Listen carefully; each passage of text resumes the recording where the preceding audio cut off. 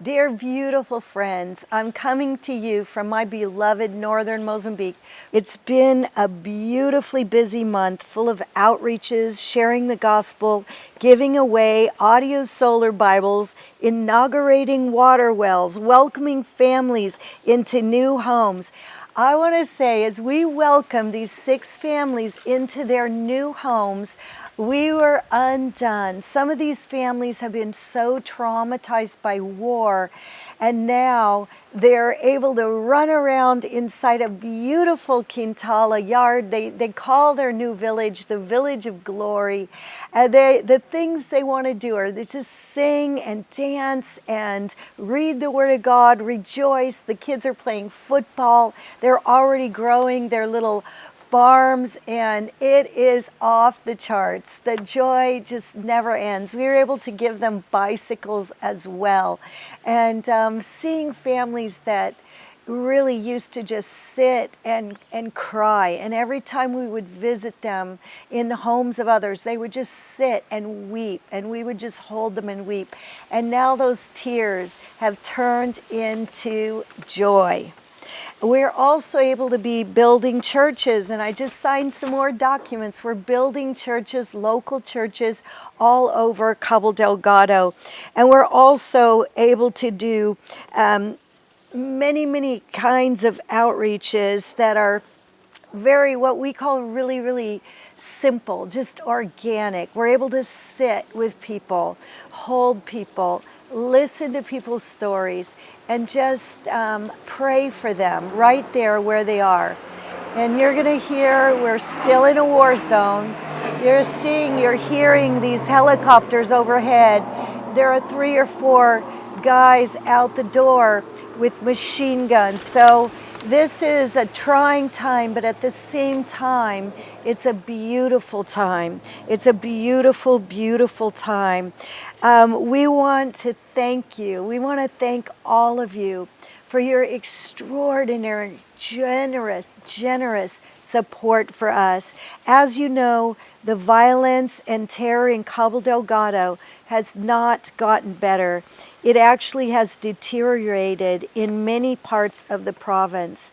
We just experienced another wave of people fleeing their villages and arriving in Pemba seeking safety, desperate for refuge and hope.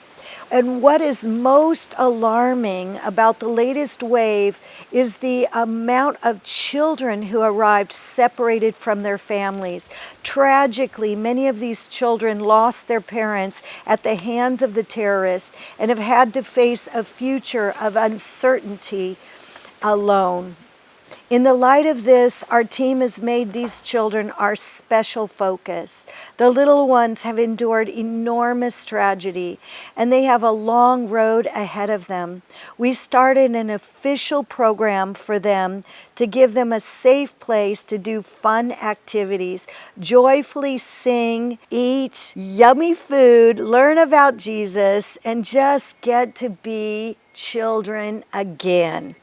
It has been my privilege to sit with these precious children, to listen to their stories, and to do my very best with the most incredibly awesome national team that I've ever had the privilege of working with.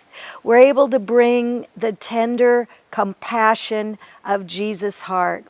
What they have endured is unbearable, and my heart is grieved for the innocents lost. I'm reminded of mine and Roland's early days in southern Mozambique just after the brutal civil war had ended. It was chaos. People were traumatized, and the sense of hopelessness was palpable. With each person we stopped for and shared the love of Jesus with, we saw the light breaking through to revive and renew lives. In the middle of this current crisis, we hold on to the testimony of those days, knowing we are witnesses to the God who is the same yesterday, today, and forever. I want to share that as I was listening to the stories of children in these last few days, there was one little girl that her expression was so blank on her face, and to hear her story of how many bodies she saw, and the incredible trauma inside her heart, but then to be able to pray with Mama Ansha, one of my favorite people, to be able to pray with Mama Ansha and this beautiful little girl, and see just the life of Jesus coming into her, and to get to see her run in the yard and play again and play games and enjoy worshiping with other children, enjoy just telling stories with other children. That's something that brings all of us tremendous joy. I also want to share with you another highlight of the month. One of our fantastic missionaries, who I think most of you know, Liz, she was able to move into her own home right across the street from the girls' house.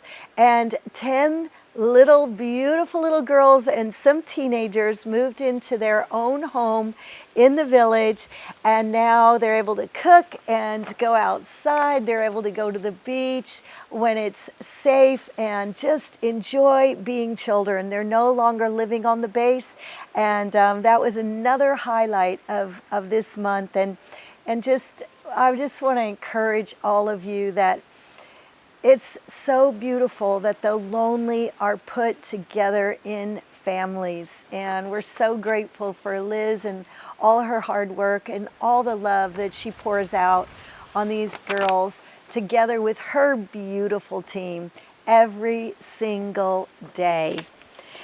I am humbled once again by God's faithfulness. Daily we strengthen ourselves in Him and rejoice that the Prince of Peace is firmly on the throne. We will persevere in our obedience to His mandate to love our neighbor as ourselves and to stop for the one in need.